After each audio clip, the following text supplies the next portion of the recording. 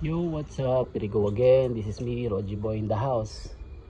At ito, bago natin motor, si AX 180 ng QJ Motor Bristol. Yan, naka dual ABS channel yan. Tapos naka TCS 10 liter capacity, naka TFT display. Ang laki ng compartment. Tapos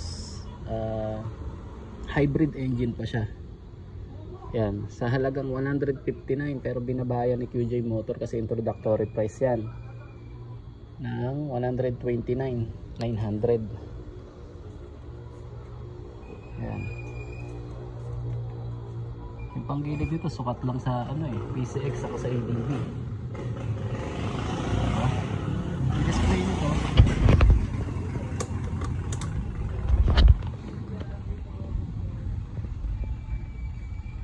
ayan, tapos meron siyang turbo, meron siyang mode, eco mode. Yan, pagka yung number 1 dyan, yan yung sports mode nya. Turbo ng BTCC.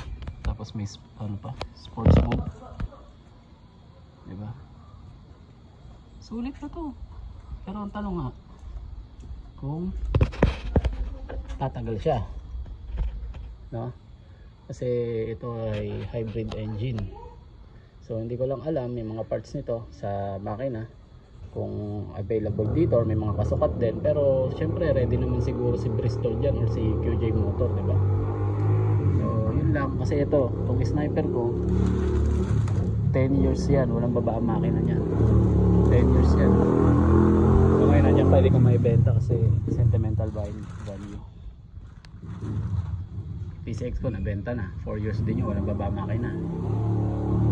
Ito kaya hanggang saan tatagal si Bristol AX 180 ng QJ Motor na tumagal.